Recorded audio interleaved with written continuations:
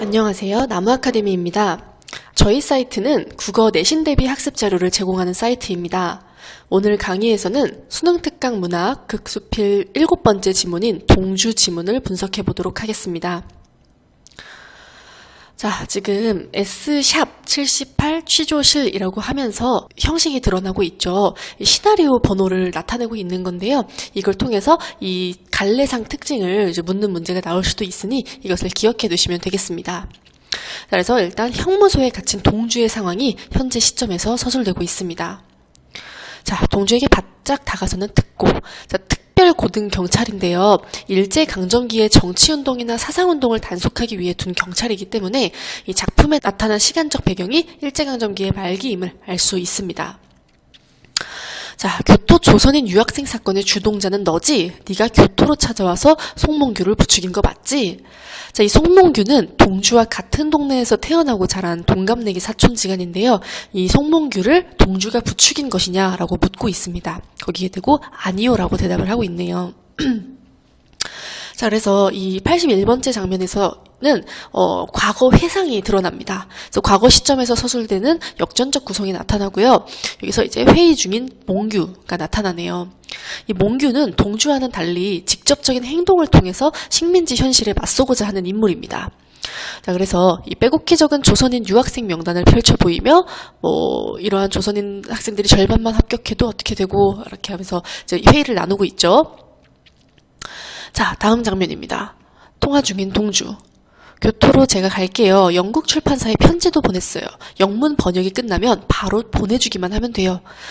자, 이 동주가 자신이 쓴 시집을 영어로 번역해서 발간하려고 했는데 이 쿠미라는 인물이 그걸 돕고 있습니다. 그래서 동주는 몽규와는 달리 예술적 표현을 통한 내면적 저항의 방식으로 식민지 현실에 맞서고자 하는 인물입니다. 그래서 이러한 동주와 몽규의 인물의 차이에 대해서도 비교하는 문제가 나올 수 있으니 꼭 기억해 두시기 바랍니다. 자, 그래서 쿠미가 이제 교토 가서 연락할게요 라고 하며 동주가 있는 교토로 와서 동주를 도와주려 하는 모습도 확인을 할 수 있었고요. 자, 이제 동주와 몽규가 만났네요. 자, 어디가? 모임이 있어. 기다려. 나도 금방 준비할게. 네가 굳이 안 와도 되는 모임이야. 자, 이 몽규는 본인이 주도하여 조선인 유학생들을 모아 독립운동을 준비하고 있는데요. 그 모임에 동주가 참여하는 것을 막고 있습니다. 자, 다음 장면입니다. 동주는 몽규가 떠나고 없는 육첩방에 홀로 남아 자신의 지나온 삶을 되돌아보며 성찰하고 있습니다. 자, 여기서 이제 윤동주의 쉽게 씌어진 시가 나오고 있어요. 이거를 동주의 내레이션을 통해서 시가 삽입되었는데요. 이 삽입된 시는 주인공의 감정과 사건의 의미를 간접적으로 전달해 관객의 감정이입을 돕습니다. 자, 일단 여기 이렇게 동주 목소리라고 하면서 이제 내레이션이 사용되었는데 이 내레이션의 의미도 꼭 기억해 두시는 것이 좋습니다. 영화, 방송극, 연극 따위에서 장면에 나타나지 않으면서 장면의 진행에 따라 그 내용이나 줄거리를 장외에서 해설하는 일을 말합니다. 자, 이제 시의 내용이 나옵니다. 창밖에 밤비가 속살거려 육첩방은 남의 나라. 자, 이 밤비. 동주가 자아 성찰을 하는 시간이고요. 자, 육첩방, 다다미 방을 얘기하는데 동주가 시를 쓰고 있는 이 공간을 말합니다.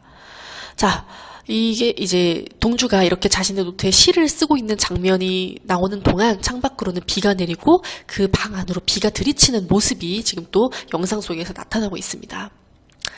자, 다시 한번 시가 나오네요. 시인이란 슬픈 천명인 줄 알면서도 한 줄 시를 적어볼까? 자, 이제 비가 들이치는 것을 막기 위해 동주가 창문을 닫고 있습니다.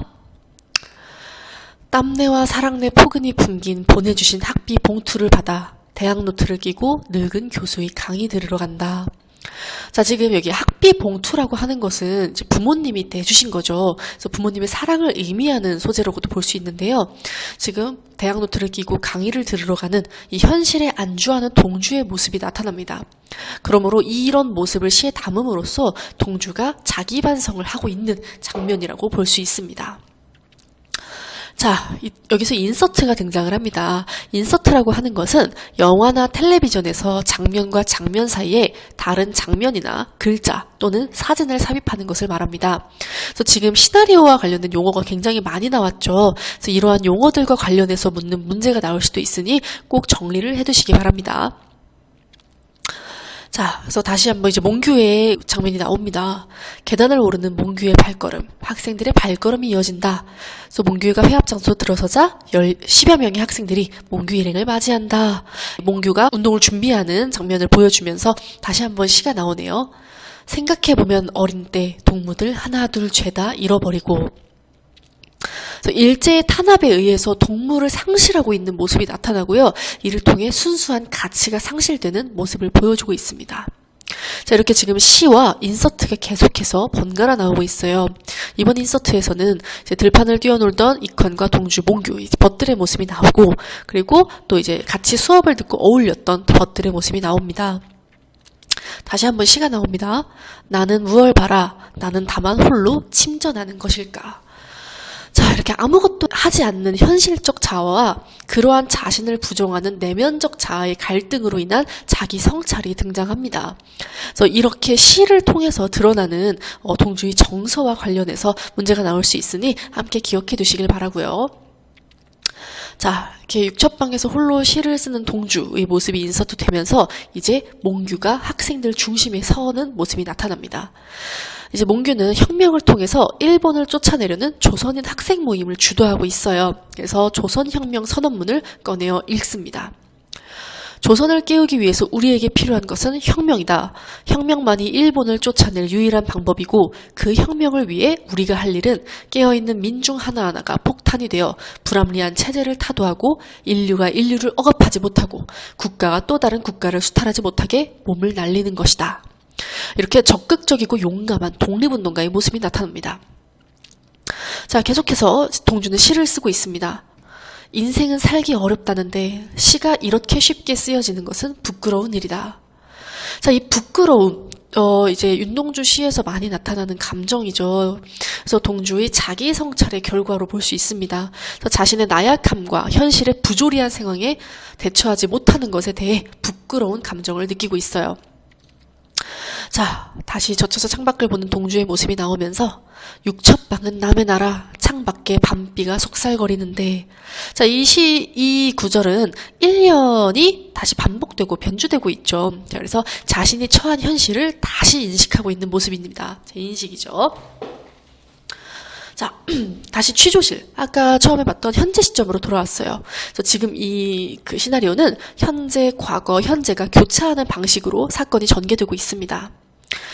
자, 지금 현재 취조실에서도 빗소리가 들려요. 그래서 동주의 암울한 상황을 드러내고 있고요. 자, 등불을 밝혀 어둠을 조금 내몰고 시대처럼 올 아침을 기다리는 최후의 나. 자, 여기서의 등불은 희망, 저항 의지를 나타내고요. 이 어둠은 부정적 현실을 나타냅니다. 그래서 이러한 저항 의지를 밝혀 이 부정적 현실을 내몰고 이 아침을 기다리고 있대요. 이 아침이라는 것은 바로 광복이겠죠. 그래서 광복을 기다리는 최후의 나라고 하면서 이 동주의 소망이 드러납니다. 그래서 부정적 현실과 타협하지 않겠다는 현실 극복 의지가 드러나고 있어요. 자, 근데 특고가 이렇게 말합니다. 너는 송몽규의 그림자밖에 안 되는 인물이니. 그래서 동주가 몽규의 추종자에 불과하다며 이제 모욕을 하고 있는데요. 그래서 송몽규의 인생을 따라다니면서 그 이유도 목적도 모르고 살았어? 부끄럽지 않나? 이렇게 말합니다. 자, 서명란에 히라누마 도주라는 이름이 써있다고 하죠. 이건 동주의 일본식 이름인데요. 지금 이 동주의 혐의가 적힌 위조 서류에 동주에게 서명을 할 것을 강요하고 있는 장면입니다. 나는 나에게 작은 손을 내밀어 눈물과 위안으로 잡는 최초의 악수.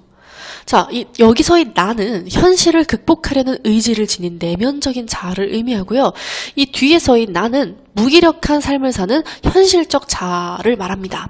그래서 이 내면적 자아가 현실적 자아에게 손을 내밀어 그것이 화해를 했어요. 최초의 악수를 합니다.